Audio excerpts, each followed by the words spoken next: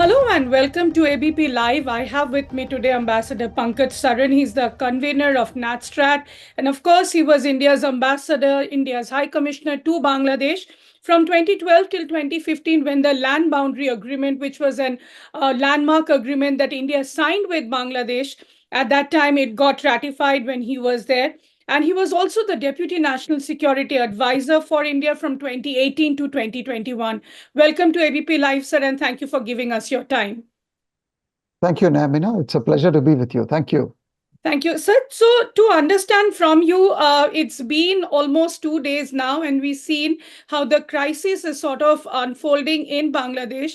Yes, we know that this is people's uprising, and this is not the first time we are seeing such scenes from Bangladesh. But the kind of violence and anarchy we are seeing there is kind of unprecedented. How do you see this in terms of security concerns that India is having? We heard External Affairs Minister Jaishankar talking about, how India will remain deeply concerned till the situation is sort of volatile there. He said that in both the houses of the parliament. But then we also have a situation where former Prime Minister Sheikh Hasina is still in India. So overall, how do you analyze this as far as India is concerned? Yeah, thank you. I think, as the minister himself said, we are actually, as we speak, in the thick of the crisis. And developments are taking place at a very, very rapid pace inside Bangladesh.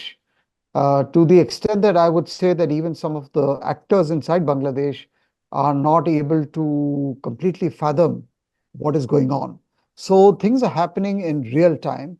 And this really is a crunch moment, obviously for Bangladesh, but also for India. Among all of India's neighbors, I would say Bangladesh is by far the most critical for us because of the geography and because of ethnic and cultural and religious commonalities and the history. So, whatever happens inside Bangladesh is of absolutely vital importance to India, to Indian security, and to Indian interests. And therefore, that is the reason why the Prime Minister convened a meeting yesterday. The External Affairs Minister has made a statement in Parliament. They don't do this for other neighbors. So there is clearly the importance that Bangladesh has for India. Now, in terms of the developments, I think, as you can see for yourself, they're fast moving. And I would say that at this point in time, I think they are still unraveling a lot of the events, but it seems to me that the primary objective today, right now, is that after Sheikh Hasina has left the country, the immediate need is to establish normalcy, law and order, the authority of the state or the state institutions, which are very badly hit and compromised.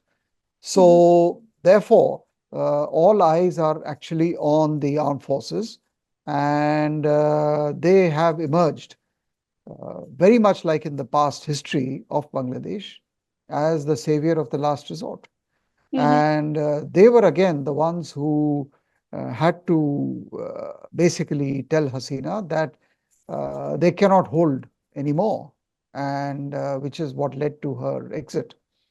So now, with all the anger and the frustration and the breakdown, basically, of the last 4, 5, 6 days, I suspect things are going to get worse before they get better. But there are some indications coming out from Dhaka that today is slightly better than yesterday. But I'm not a journalist. I'm not into reading day-to-day events. But all I would say is that we are very much in the thick of the crisis. This time around, India is much better positioned to handle these kinds of crises.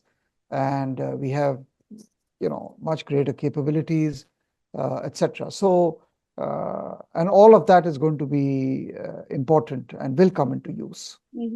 Sir, and also you've been there and you've seen Bangladesh in very close quarters. Of course, you dealt with it as the ambassador and also as deputy NSA. But from purely from security perspective, and the fact that in future we now will have to deal with the future government, and we also have to see that India Bangladesh ties remain solid as they are. But in a situation where we can see that people really forced her to resign, is it kind of feasible for India to keep giving refuge to former Prime Minister Sheikh Hasina? Or do you think, what we are getting to hear, that she would need time to ascertain where she would like to go? But do you really see a situation where she stays back, and maybe this becomes a kind of an irritant between both countries?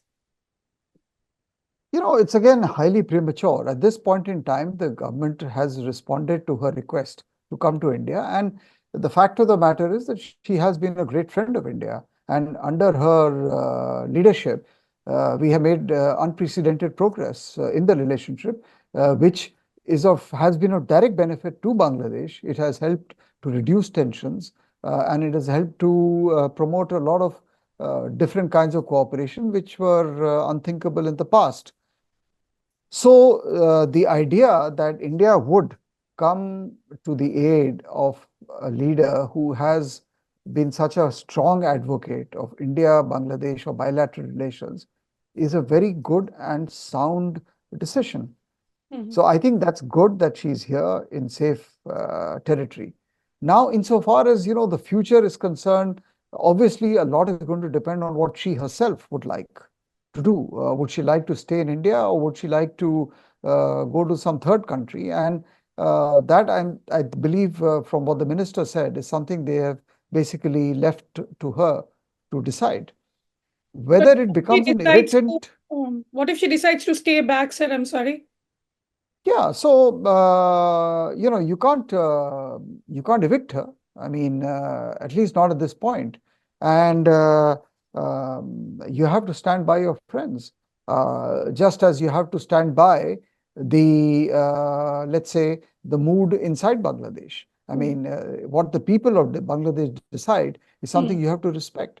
So we will have these policy choices to make, and we will make them.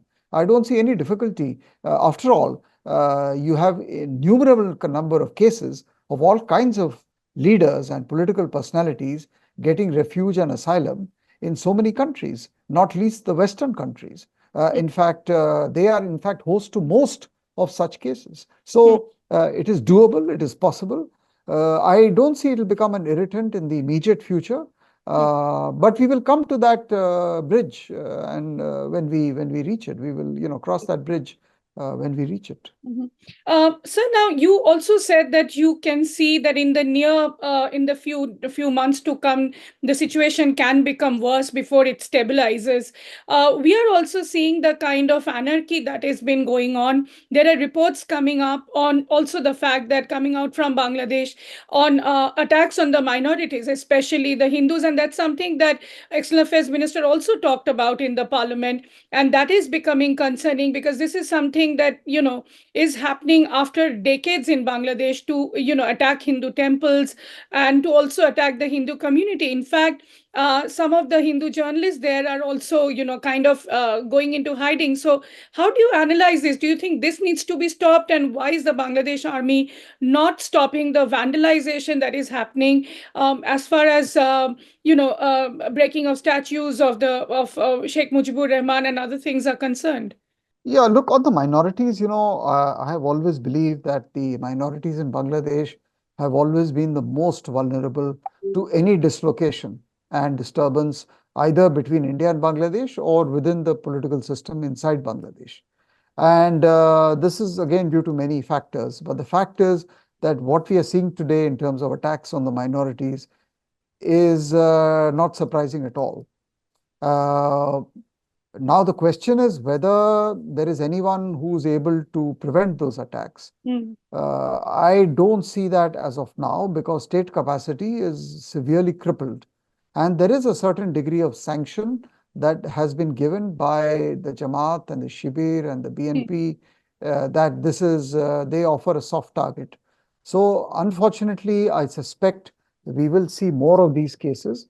and they are not going to help in the development of normalcy or in the continuation of a healthy relationship between India and Bangladesh.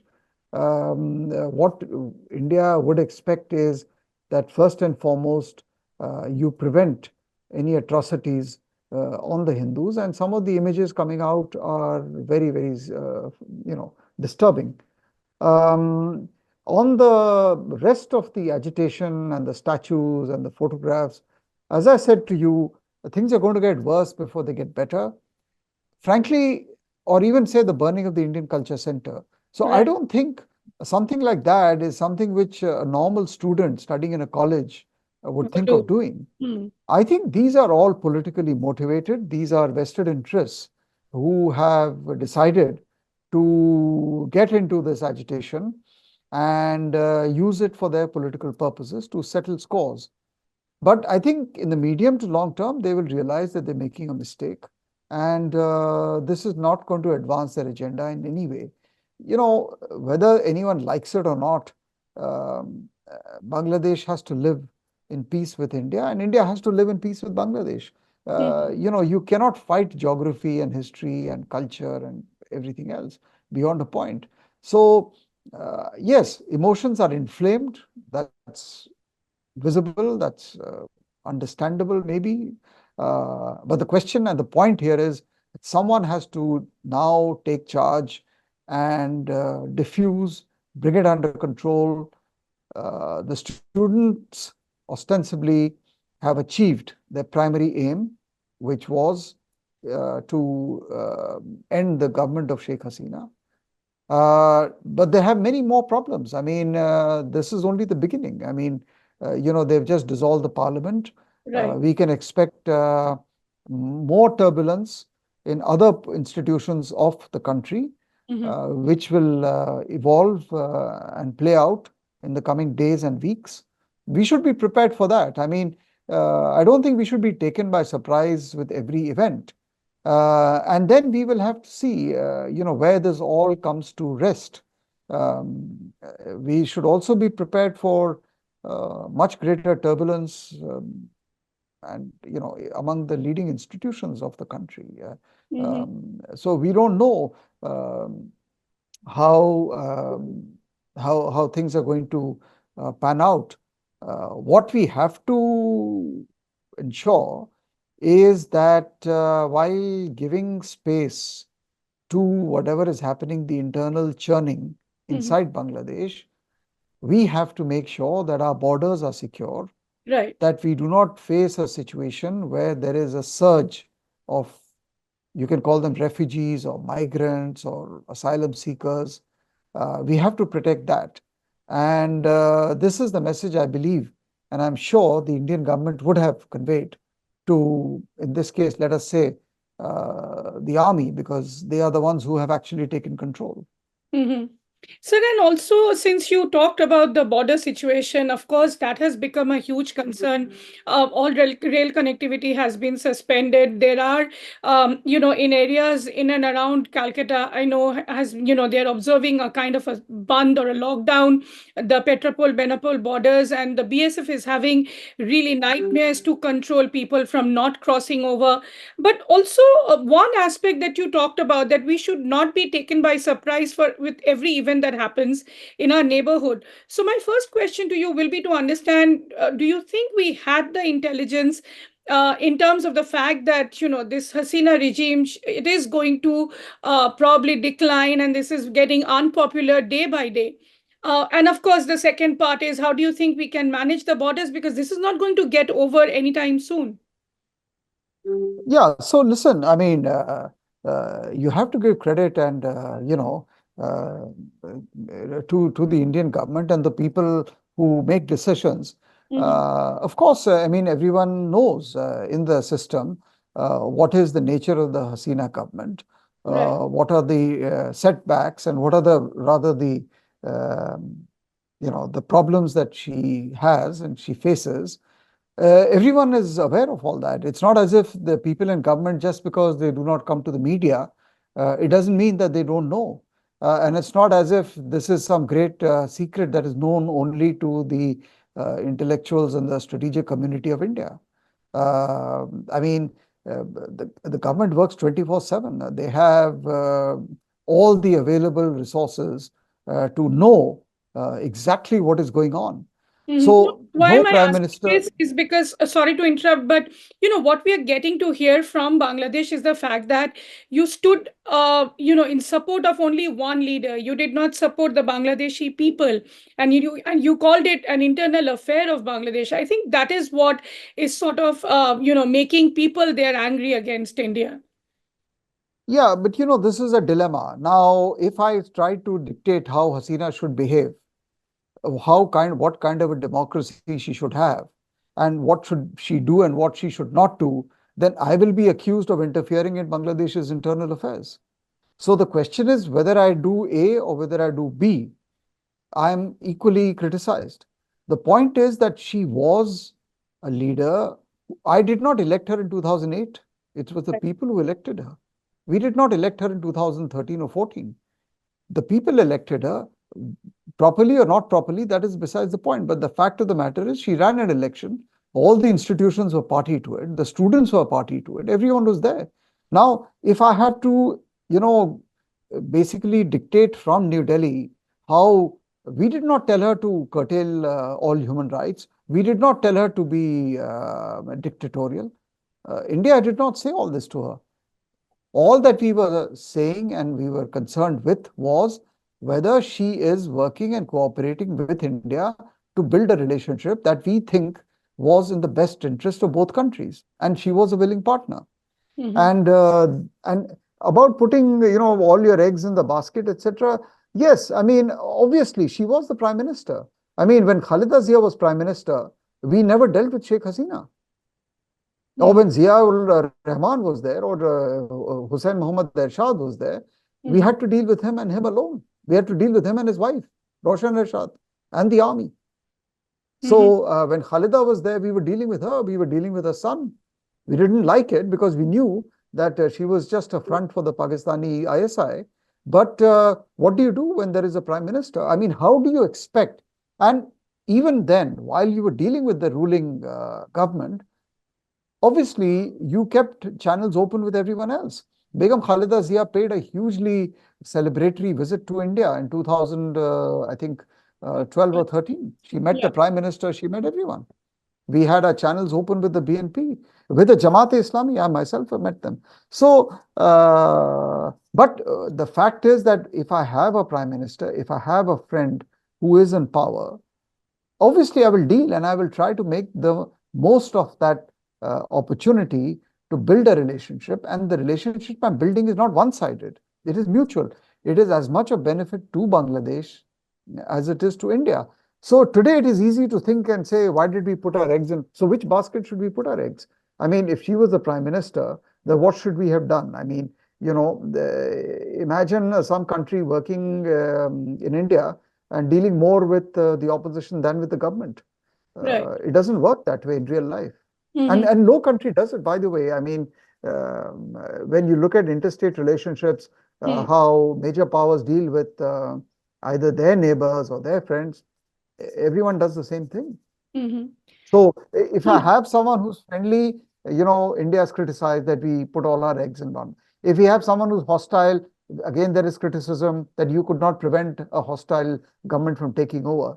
So am I supposed to then ensure that every single neighbor has a certain kind of a government in position? It doesn't happen that way. Very true. And so good that you put that all in the front, that how we've dealt with all the leaders who've come to power in Bangladesh.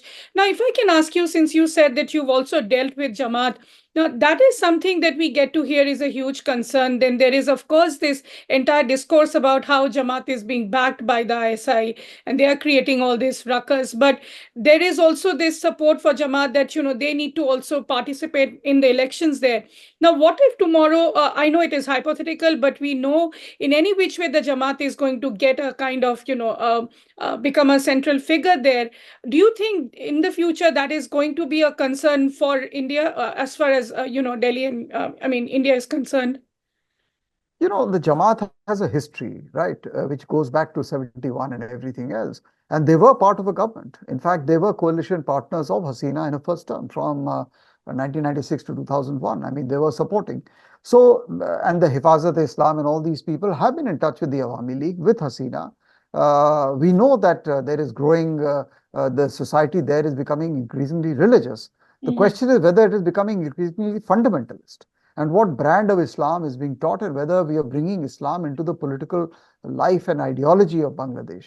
So, and then Hasina, for her own reasons, decided that she is going to try all these people who were responsible for the war crimes in 71. Mhm. India did not tell her to do all that. She did it on her own. And Mhm. she had the support of the people there. So the Jamaat has a certain history. Today's Jamaat is very different from the Jamaat of 1971. You do not have Ghulam Azam, you do not have the other 4, 5 other leaders. Mhm. Now, the, the problem with the Jamaat, to the extent that it is backed by the ISI, is that it has as part of its agenda a clear objective to create harm for India, to poison Indian Muslims, to inject the seeds of radicalization and extremism in the Mhm. bordering areas of Bangladesh.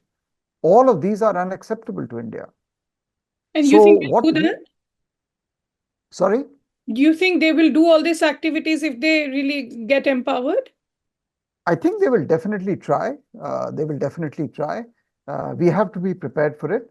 Hmm. Um, but I would like to believe that today's 20-year-old or a 30-year-old Bangladeshi is not the Bangladeshi who was there in the 80s and 90s, Right. because that generation saw 71. They saw, today, I don't think even the Jamaat-e-Islami, by the way, can question the existence of Bangladesh as an independent country. Very There true. are hotheads in Pakistan who still believe, or who are advocating in this very, very inflamed atmosphere, this idea that there is reunification going to take place between East Pakistan and West Pakistan. This is nonsense. And the problem with the Pakistanis, they never learn from history. It's not happening. I mean, they can talk about it.